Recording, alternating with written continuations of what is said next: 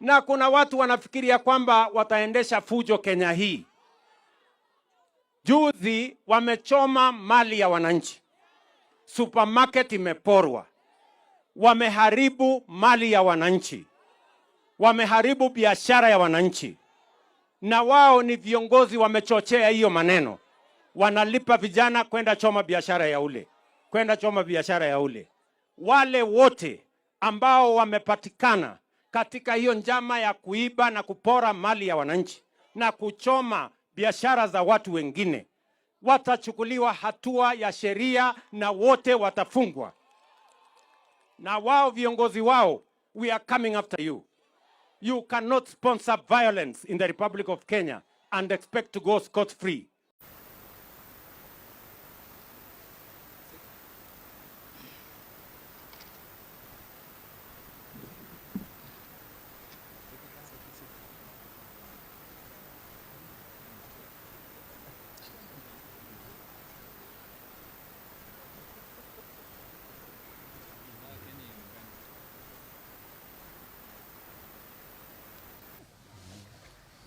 Are you ready?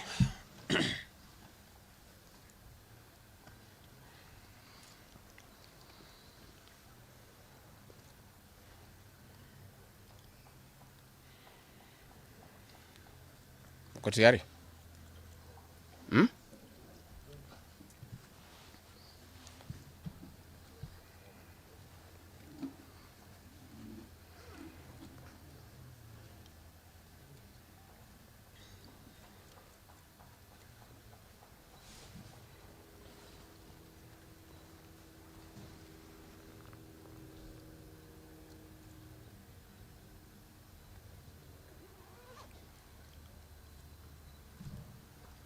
Muko tayari? Thank you. Dear Kenyans, you are all aware of the political developments in our country. We are standing at a point of economic, political, and social nosedive as a nation. As a country, we, the people of Kenya, are being treated by William Ruto as less Kenyans at any given moment. Driven by the resolve for a better Kenya and patriotism, I've had a call from the people of Kenya to speak into the matters that are of concern to them and all of us for our common good. On the 7th of July 2025, during the 35th anniversary of Sabasaba, Kenyans from all walks of life led by Gen Zs, and armed and peaceful, went to the streets. This is not the first demonstration that has happened in Kenya this year where lives have been lost and property destroyed.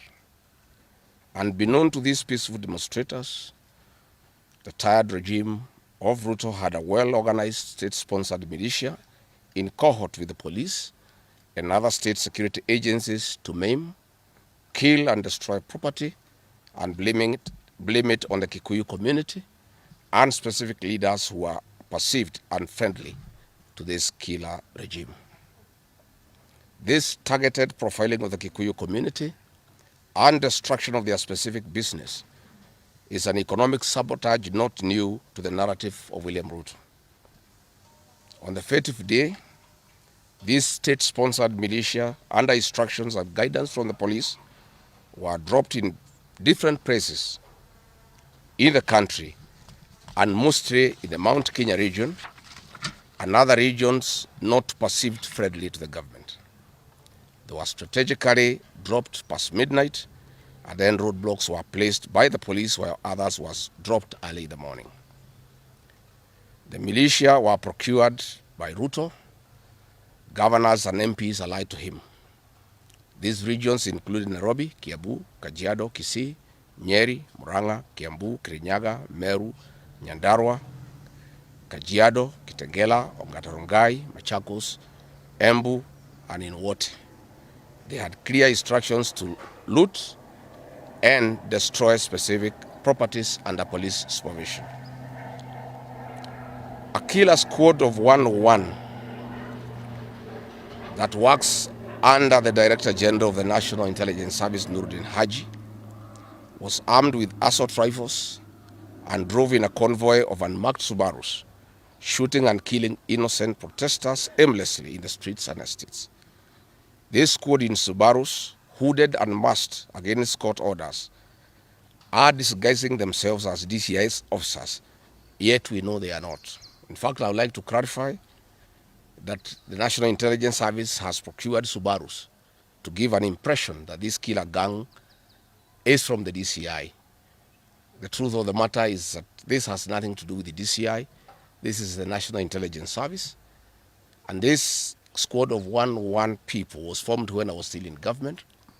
Officers were recruited from the Administration Police Unit for special training by NIS on abductions, killings, and cover-up.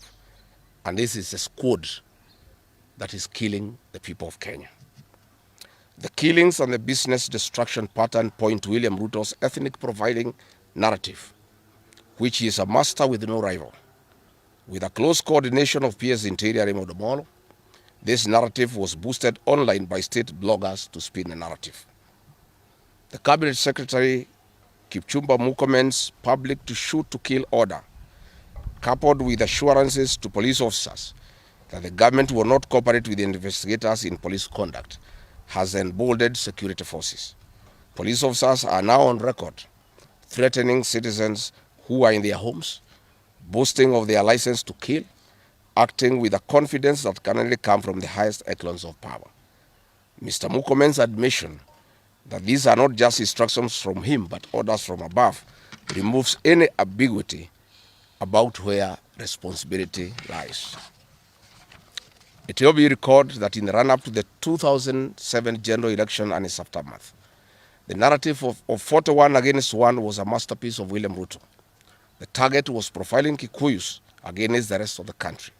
To a large extent, he succeeded, and every Kenyan knows what happened, and it is also fresh in his mind of the ICC ordeal still hanging on the neck of William Ruto today. We remind William Ruto that his ICC cases are not yet over. They have been posed after witnesses disappeared. And what he is pretending over are crimes under the Rome Statute. It is clear history is repeating itself. And the architect William Ruto is back on the deck. He is hell-bent to finish his unfinished business with the people of Mount Kenya, destroy their businesses and make them black sheep of Kenya. Despite this horrible experience, the people of Mount Kenya voted William Ruto to a man in 2022 general elections against the advice of President Uhuru Kenyatta, whom Mr. Ruto had branded as a drunkard and a useless leader. Today, the people of Kenya, and especially the Mount Kenya region, feel sorry that they did not heed to the advice of Uhuru Kenyatta. These state-sponsored militia were key in touching of various parts of the country with ease of police assistance to prefer terrorism charges on specific people from the Mount Kenya region. So far, about 50 young people are in courts in trumped-up charges of terrorism in scenarios of stage-managed crimes by the state. Again, this is a clear onslaught on the Kikuyu nation. A case in point, when a police station in Mawego in Homa Bay County was torched, the suspects for that particular crime have been charged with arson. But when a police station is alleged to have been torched in Kiambu, suspects from the Kikuyu nation are charged with terrorism charges. This is serious ethnic profiling. Last night, in Juja and Kirinyaga, these state-sponsored militia invaded various businesses.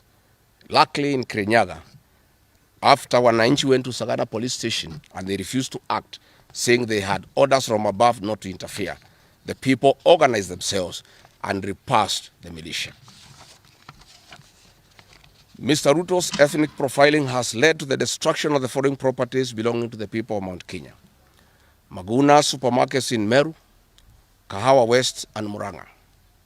Nice supermarkets, hotel and petrol station, and nice city in Mwea in Kirinyaga. County supermarkets in Kabati and Kirinyaga. Power Star supermarkets, Quickmart supermarkets in Eastern Bypass, Shell and Total Mini markets in Roido, Chill Post Hotel in Gong, Boju Shop in Keserian, Homegrown Supermarket among others, and the Family Bank in Kahawa and Roiro.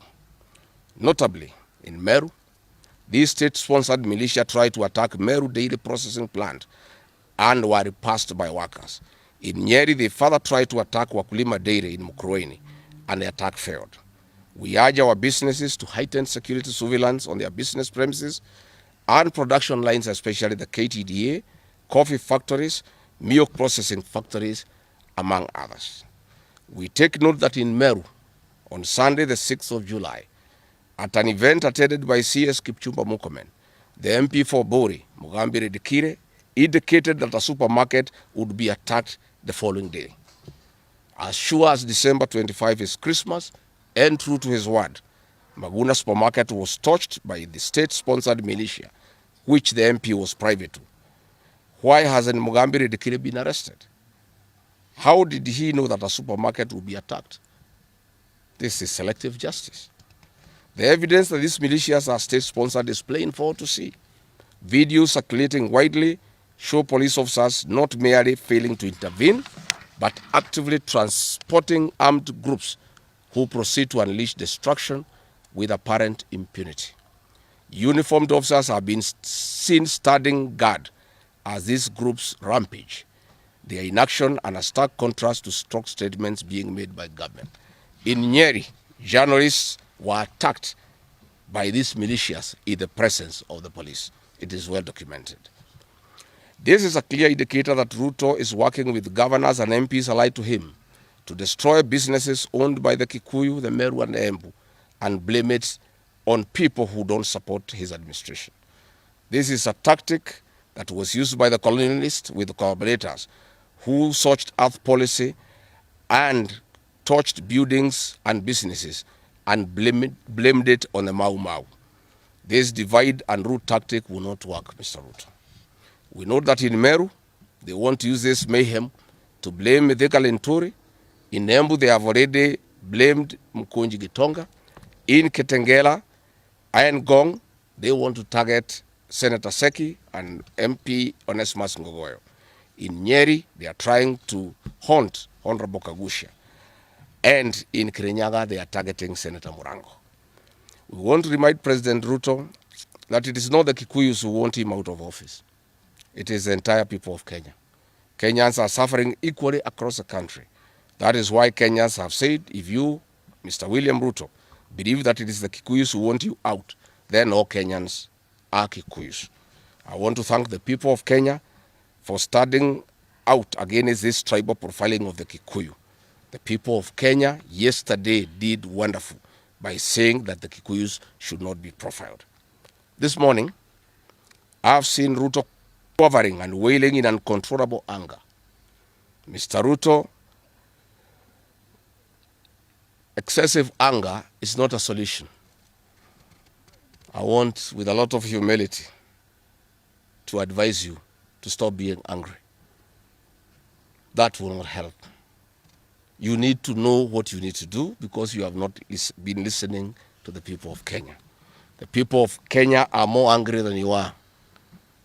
They are angry because you have overtaxed them. There is wanton corruption. There is abductions and extrajudicial killings. There is ethnic profiling and other ills that bedevil your administration. If you want to be calm, please abolish the housing levy and give dignity to the payslip. I have heard you saying that you cannot give jobs to the young people. Please restore the dignity of the payslip. Restore the capacity of the middle class. The middle class will give jobs to these young people.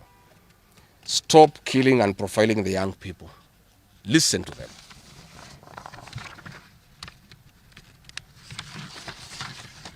Stop abductions and extrajudicial killings.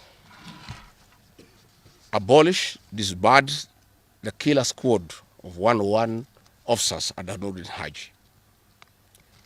Give hustlers the jobs that you promised them. Mr. William Ruto, you are the one who promised. You cannot cry today that you have no solution, saying that other presidents have not been able to do it. You are the one who promised these young people. Stop police brutality. Stop abductions and illegal detentions. Get the hustlers from the bottom of the economic pyramid, as you promised. Yes, Mr. President, we agree there were other presidents before you, as you have rightly stated, and true, they never went through what you are experiencing today. May it please you to know that the reason why Kenyans rarely had problems with them, Mwai Kibaki and Uhuru Kenyatta were guided by the Constitution and the rule of law. They did not capture our constitutional institutions to work for them instead of working for Kenyans. They never killed children. They never attempted to build churches in State House. They never organized militias to destroy people's property and kill them. That is why you have a problem. And we also want to remind you that Mwai Kibaki had a difficult time from you, William Ruto. Videos are everywhere. You cannot say that Mwai Kibaki did not face resistance. It's on record that you gave hell to President Kenyatta for 5 years. So it is hypocritical for you to allege that Mwai Kibaki and Uhuru Kenyatta had a very easy time. Most of the problems Mwai Kibaki and Uhuru Kenyatta had came from yourself, and it's on record. We want to advise you that the one-term movement is not getting you out of power outside the Constitution. Mr. President, nobody wants to throw you. Nobody wants to overthrow your government. Nobody wants you out of power through unconstitutional means. Mr. President, I and the people we work with are on record. We want to remove you from State House through the ballot in 2027. This narrative you are creating that there is an attempt to overthrow your government is for you to have the opportunity to use the Terrorism Act to profile communities and to persecute leaders who are opposed to your administration. Please relax. We want you to serve your one term. Nobody wants you out of government, and constitutionally, nobody has any plan to overthrow your administration, Mr. President. We want to face you on the ballot in August 2027. So just relax and stop crying wolf that anybody wants you out of office unconstitutionally. There is no leader here who is planning a coup, and none has the capacity, and nobody is interested. The leaders in this country, and indeed 95% of the Kenyan population, want to humiliate you at the ballot. They will relish that moment. None of them would want you to go out through any other method, unless, of course, you decided to resign on your own volition. So please stop creating this narrative.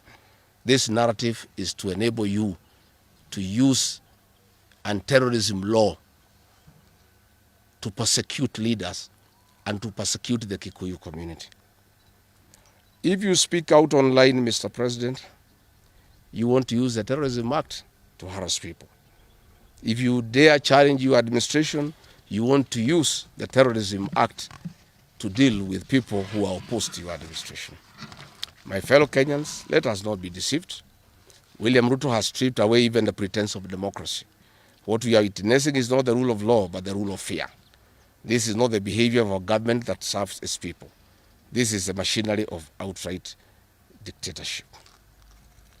Finally, I want to announce to the people of Kenya that tonight I will be traveling to the United States of America to talk to the Kenyans in diaspora and the international community about the state of the nation. I would have wanted to stay in the country at this very difficult time when our people are under siege, but I have engagements that I'm not able to postpone. I have been threatened by people close to William Ruto, who called some of my people today, that they will want to stop me from leaving the country. I have no problem. If you want to come and arrest me at the airport, as you are threatening us, you can go ahead. I don't have a problem. You cannot sell fear to us. You know, even if you sold us fear, we cannot buy. You know, and therefore, as I'm out of the country, unless I'm stopped from going, and if I'm stopped from going, I'm still okay. I'll be here because this is my country. We have made sufficient arrangements with other leaders in the united opposition to create a pool of lawyers to come in through for our young people who are being persecuted on trumped-up charges of terrorism. And I want to explain. I have heard the president saying that people have attacked police stations and the law courts. It was all stage managed by the MP for Kikuyu. How do you explain that people can walk into a police station and they are not armed and take over the police station from armed police officers? How do you go to the courts that are guarded by armed police officers and touch them? All these attacks of vital installations were stage managed by William Ruto through Kimani Ichung'wa to create the opportunity to prefer charges against people using the Anti-Terrorism Act.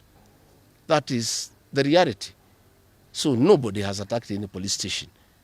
They were all stage managed by government. And what is happening is history is repeating itself. This is exactly what Moi did in the 80s against the Kikuyu community. After the abortive 1982 coup, he used sedition laws and the clandestine Mwa Kenya movement to profile the community and hold people into court, and they'll be taken by Bernard Chunga after 5 p.m.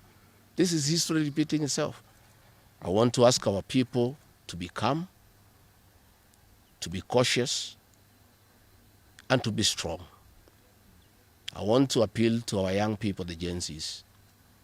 Looking at the scenario of what is happening and what William Ruto has planned, I want to ask my children, my sons and daughters, to consider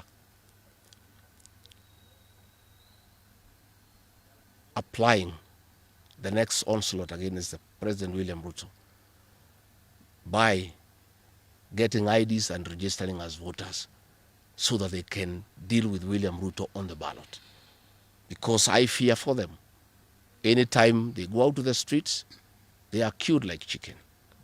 I would like to preserve, to us these children, we would like to live with them, we would like to see them grow. And when we look at the desperation of William Ruto and the brutal force he is using against these children and the use of state militias to attack them, I would like to plead with them to consider, to join us, we in the opposition, by registering as voters. And in 2027, we'll be able to get rid of President William Ruto. William Ruto, finally, let me ask you a question. The Kikuyu nation, the Mount Kenya people, you call tribalists every day. These people you are waging war against, their businesses, are the same people who voted for you, even after what you did to them in 2007. They forgave you and considered you as a person they can elect as president. You have turned against the community. You are trying to mobilize other Kenyans to profile them and to fight them, but they have refused. These same people from Mount Kenya have the capacity to support somebody else. It must not be you. And they proved that they are not tribal by voting for you when you are Kalenjin. They can vote for a Kamba. They can vote for a Kisi. They can vote for a Luya. They can vote for a Maasai. That sense of entitlement that you are having to the Mount Kenya vote is misplaced. They voted for you, yes. You betrayed them. You turned against them. They don't have to vote for you again. Please stop persecuting them into submission. They will not submit to your brutality, to your vicious attack against them and their leaders. That I want to tell you for free today. I have listened to you talking with a lot of anger, calling them tribalists. They are not. How can they be tribalists when they voted for you and you are not one of them? But you don't have a sense of entitlement that they must vote for you. You know what you have done to them and why they have reacted the way they have. And I want to assure you, you cannot scare them into submission. Even if you jail them, they will not submit. These are seasoned descendants of the freedom fighters, and they cannot be intimidated. So let me encourage my leaders here as I go away to remain strong, to remain focused, and to speak for the people of Kenya. I am I have a lot of gratitude to the Honorable Stephen Kalonzo Musyoka and Eugene Wamalwa, who have been in court the whole of yesterday and today, standing strong and defending our young people who have been framed and charged with treason. For those two leaders, I want to give them the gratitude of my community and our leadership. They have come through for a community when it's under siege, and we are indeed very, very grateful. I want to ask our leaders here to be vigilant and to continue speaking out to the people of Kenya. Should the situation get out of hand and I need to cut my trip short and come back to join the other leaders in defending our people and speaking for them, I will gladly do so. Thank you very much. Good. That's comprehensive. I don't think iko maswali hata kidogo. Labda ile watu ya Kameme iko na Iloro.